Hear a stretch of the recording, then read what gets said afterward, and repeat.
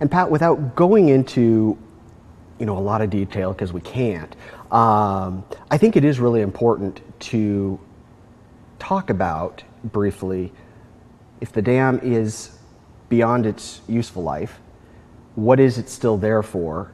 Because for it to stay there, obviously that's got to be a tremendous expense. But if it's pulled out, that affects a lot of people. And this really has divided up the community between those that would like to see it removed and those that say, hey, I've got, a lake house there, and now I'm going to have a cliff house. How do you see that issue? Well, it's unfortunate that the community has been so divided about it, and it's more than the cabin owners. I mean, they have been affected and will be affected. But in Trout Lake, as an irrigator, we're expecting lamprey, Pacific lamprey, to come up there. And all the way up? Apparently. That's the expectation. No salmon, no fish, but the lamprey. And so that's, what is that going to mean to us as irrigators? And they have different habits. And this is the kind of stuff that, and then the Native American accustomed fishing spots, I mean, we know they're there. There are huge, huge cultural resources in that watershed. And the rafting companies, what's going to happen. And there are other irrigators that use river water, and not to mention Northwestern Lake. So there are a lot of things that, I mean, it's not just about the dam coming out. I mean, and that's what's been sort of the focus, the dam's coming out. So very multifaceted in its effects. What happens next? Yeah, what happens next? And how are you guys kind of getting that dialogue and that communication going? I mean, it's got to be a struggle when people have already made up their minds about how they feel about something. How do you work with that? Well, I think that our feeling at this point is the dam is coming out. And that controversy is over, and whichever side of it you are on, let's see if we can work together to make the future river a good thing for everybody, as best as we can. I mean, so we're starting with a small chunk, which is the lands that are owned by Pacificor around, above and below the dam.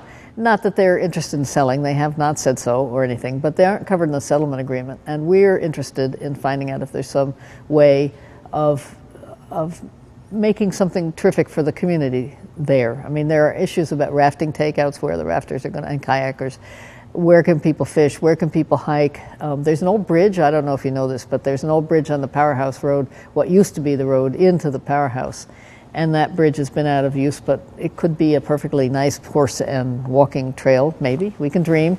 So we're trying to bring together a group of people to just start dreaming and visioning about what that could be, and paying attention to each other, listening to each other, and maybe some reconciliation here about moving forward, and then to make a base as the things develop and we find out what the impacts are going to be on the community, all up and down. That's the whole watershed we're talking about. What are the impacts going to be, and hopefully begin to form a base and a way to talk about those in a community way. Right. Instead of a warlike way. Yeah, because that's no good for anybody. No. And at the same time, nobody wants to feel like their rights have been taken from them or something's been taken. So, with the obvious changes of the dam coming out, Northwestern Lake in particular, and the takeouts for the kayakers and rafters, how do people get their voice heard? How do they share in this process?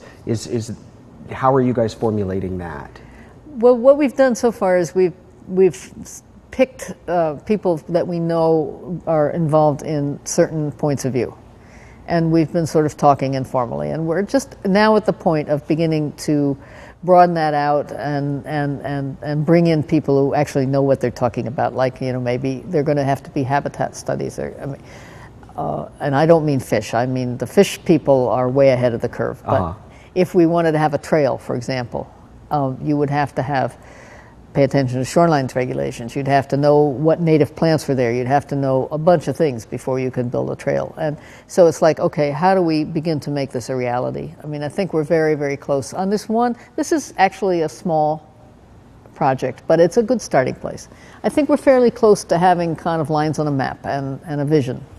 Well, that's and good. Then what do we do next? And if anybody is interested in being part of that, I mean, we have a website and there's a way of contacting us that way, and I would really Encourage. And then the other small thing that's coming up is we're going to try to do a mouth of the river cleanup, and this will be something with many, many partners before the dam comes out. The submerged boats, the stuff that's down there by the mouth of the river. I mean, we could let it wash out into the Columbia, but why would we? Yeah. Right? So let's get in and get that stuff cleaned up. And this should be a major volunteer effort. We'll need kayakers, we'll need divers, we'll need all kinds of people. You need the community. Right. And we're hoping to get that planning for that moving. Underwood Conservation District, Mid-Columbia Fisheries, Fish Enhancement, Forest Service, I mean, you name it, everybody's going to be involved in that one, and that'll be lots of fun. Yeah. Well, hopefully that'll be a unifying experience for everybody, and everybody will be able to take something from that for themselves, but at the same time realize that we don't get anywhere if we don't all work together. Right. And so what would you say is the reason behind why you feel so passionate about what you're doing with the White Salmon River? It's just my environmental philosophy. I mean, I'm not a kayaker, I'm not a hiker, but I believe that in the web of life. I mean, everything we do affects everything that is, and everything affects us. Right. And I just am passionate about trying to learn to live in a balanced way as part of the natural systems that support us. We're not separate. Right. From the spiders and the bacteria in the water. We're part of that. And we have our place, and we need to be beneficial. And I'm pretty, I get pretty excited about that. Yeah. Right? So a peacemaker in many ways. I guess. At the core, it's about trying to get peace. At least that's what I'm taking from it. So, yeah. Well, Pat, thank you so much for coming in. It was really a pleasure getting to talk with you a bit. Thank you. Learn more about what's going on and some of the points of view and stuff out there in the community. So thank you for your time. Thanks for having me. Absolutely. And you guys, thank you as always. And as we were just talking about, remember, take care of each other. See you next time.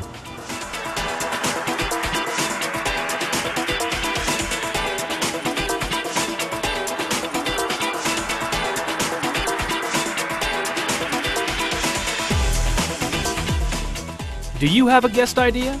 Let us know. Go to localite.com.